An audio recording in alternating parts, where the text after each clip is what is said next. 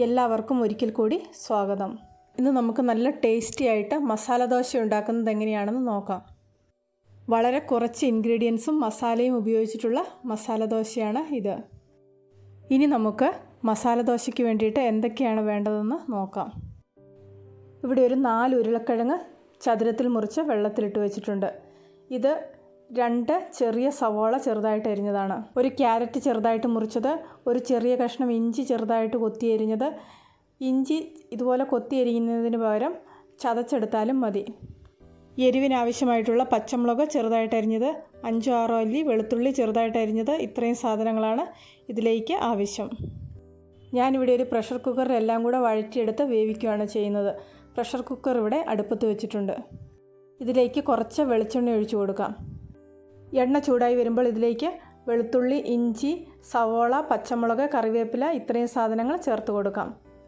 ഉടനെ തന്നെ ഇതൊന്ന് ഇളക്കി കൊടുത്തതിന് ശേഷം ഇതിലേക്ക് കുറച്ച് ഉപ്പും കൂടെ ചേർത്ത് കൊടുക്കുന്നുണ്ട്. ഇതുപോലെ ഉടനെ തന്നെ ഇളക്കി കൊടുത്തില്ലെങ്കിൽ പാത്രത്തിൻ്റെ അടിയിൽ ഇഞ്ചിയും വെളുത്തുള്ളിയും ഒട്ടിപ്പിടിക്കും. ഞാനിവിടെ വെളിച്ചെണ്ണയാണ് ഉപയോഗിച്ചിരിക്കുന്നത്. നിങ്ങൾക്കിഷ്ടമുള്ള ഏത് കുക്കിംഗ് ഓയിലും ഇതിനു വേണ്ടിയിട്ട് ഉപയോഗിക്കാം. മസാല ദോശയ്ക്ക് വേണ്ടിയിട്ട് ഉള്ളി വഴറ്റുമ്പോൾ ഒരുപാട് വഴറ്റിയെടുക്കേണ്ട ആവശ്യമില്ല. ചെറുതായിട്ടൊന്ന് വഴന്നു വരുമ്പോൾ തന്നെ ഇതിലേക്ക് പൊടികൾ ചേർത്ത് കൊടുക്കാം. ഉള്ളി ഒന്ന് വാടി വരുമ്പോൾ ഇതിലേക്ക് വളരെ കുറച്ച് മല്ലിപ്പൊടി, മുളക് പൊടി, മഞ്ഞൾപ്പൊടി, 1/2 സ്പൂൺ ഗരം മസാല ഇത്രയും സാധനങ്ങൾ ചേർത്ത് കൊടുക്കുന്നുണ്ട്. ചെറിയ തീയിലിട്ട് ഈ പൊടികളൊക്കെ ഒന്ന് മൂപ്പിച്ചെടുക്കാം. ഞാൻ സാധാരണയായിട്ട് മസാല ദോശയ്ക്ക് ഇത്രയും പൊടികളെ ചേർത്ത് കൊടുക്കാറുള്ളൂ. കൂടുതൽ പൊടികൾ വേണമെന്നുള്ളവർക്ക് കൂടുതൽ അളവിൽ ചേർത്ത് കൊടുക്കാം. ചേർത്തിരിക്കുന്ന പൊടികളൊക്കെ മൂത്ത് ചെറിയ മണം വരാൻ തുടങ്ങിയിട്ടുണ്ട്. ഇനി ഇതിലേക്ക് മുറിച്ച് വെച്ചിരിക്കുന്ന ക്യാരറ്റും ഉരുളക്കിഴങ്ങും ചേർത്ത് കൊടുക്കാം. ഇതിനി 4-5 മിനിറ്റ് ചെറിയ തീയിലൊന്ന് ഇളക്കി കൊടുക്കണം. ഇതുപോലെ ഒന്ന് ചെയ്തതിന് ശേഷം മാത്രമേ ഇത് അടച്ചു വെച്ച് വേവിക്കുന്നുള്ളൂ. അങ്ങനെ ചെയ്തിട്ടുണ്ടെങ്കിൽ ഒന്നും കൂടെ ടേസ്റ്റ് കൂടുതൽ കിട്ടും. ഇപ്പോൾ ഇവിടെ ചേർത്തിരിക്കുന്ന വെജിറ്റബിളിലൊക്കെ മസാലയൊക്കെ നന്നായിട്ട് പിടിച്ചു വന്നിട്ടുണ്ട്. ഇനി ഇതിലേക്ക് ഇത് വേവാൻ ആവശ്യമായ വെള്ളവും ആവശ്യത്തിന് ഉപ്പും കൂടെ ചേർത്തൊന്ന് ഇളക്കി കൊടുക്കാം. ഓരോ പ്രഷർ കുക്കറിൻ്റെയും വ്യത്യാസം അനുസരിച്ച് വെള്ളം ഒഴിക്കുന്നതിൽ കുറച്ച് അങ്ങോട്ടും ഇങ്ങോട്ടും മാറ്റം വരും. ഇതിനിയൊന്ന് അടച്ചു വെച്ച് വേവിക്കാം. വളരെ കുറച്ച് സമയം കൊണ്ട് ഉരുളക്കിഴങ്ങൊക്കെ വെന്ത് കിട്ടിയിട്ടുണ്ട്. ഇതിൻ്റെ അടിയിലായിട്ട് ഇതുപോലെ കുറച്ച് വെള്ളം കാണും. അതിന് ഈ പാത്രം ഒന്ന് തുറന്നു വെച്ച് വറ്റിച്ചെടുക്കാം. വെള്ളം വറ്റി വരുമ്പോൾ ഇതിലേക്ക് കുറച്ച് മല്ലിയിലയും കൂടെ ചേർത്ത് കൊടുക്കുന്നുണ്ട്.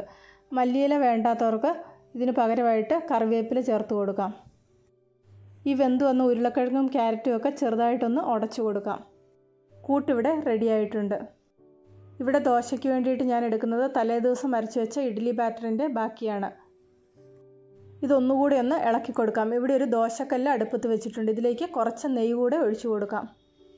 സാധാരണയായിട്ട് മസാല ദോശ ഉണ്ടാക്കുമ്പോൾ പരത്തിയെടുക്കുന്നത് ഇതുപോലെയുള്ള ഒരു ചെറിയ പാത്രത്തിൻ്റെ അടിഭാഗം കൊണ്ടായിരിക്കും.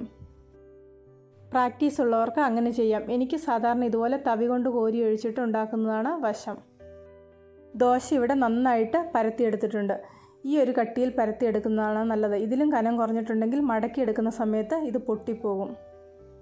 ദോശ ഇതുപോലെ റെഡിയായി വരുമ്പോൾ ഇതിൻ്റെ നടുക്കായിട്ട് ഇതുപോലെ ഈ ഉരുളക്കിഴങ്ങിൻ്റെയൊക്കെ കൂട്ട് ഇട്ട് കൊടുക്കാം.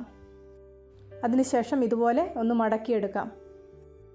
എല്ലാവരും ഒരു പ്രാവശ്യം ഇതുപോലെ ഒന്ന് മസാല ദോശ ഉണ്ടാക്കി നോക്കുക. തീർച്ചയായിട്ടും നിങ്ങൾക്ക് ഇതിൻ്റെ ടേസ്റ്റ് ഇഷ്ടപ്പെടും. തേങ്ങാ ചമ്മന്തിയും സാമ്പാറും ഒക്കെ ഇതുപോലെയുള്ള മസാല ദോശയ്ക്ക് നല്ലൊരു കോമ്പിനേഷനാണ്. ഇന്നത്തെ ഈ മസാല ദോശയുടെ റെസിപ്പി എല്ലാവർക്കും ഇഷ്ടപ്പെട്ടെന്ന് വിശ്വസിക്കുന്നു. ഇഷ്ടപ്പെട്ടെങ്കിൽ ലൈക്ക് ചെയ്യാനും ഷെയർ ചെയ്യാനും നിങ്ങളുടെ അഭിപ്രായങ്ങൾ അറിയിക്കാനും മറക്കണ്ട. ഈ ചാനൽ ഇതുവരെ സബ്സ്ക്രൈബ് ചെയ്തിട്ടില്ലെങ്കിൽ സബ്സ്ക്രൈബ് ചെയ്ത് റൈറ്റ് സൈഡിലെ ബെല്ലൈക്കണും ആക്റ്റീവാക്കി ഓൾ എന്ന ഓപ്ഷനും ക്ലിക്ക് ചെയ്യുവാണെങ്കിൽ ഞാനിടുന്ന ഓരോ വീഡിയോയുടെയും നോട്ടിഫിക്കേഷൻ നിങ്ങൾക്ക് അപ്പോൾ കിട്ടുന്നതായിരിക്കും. പുതിയൊരു വീഡിയോയുമായിട്ട് വീണ്ടും കാണാം.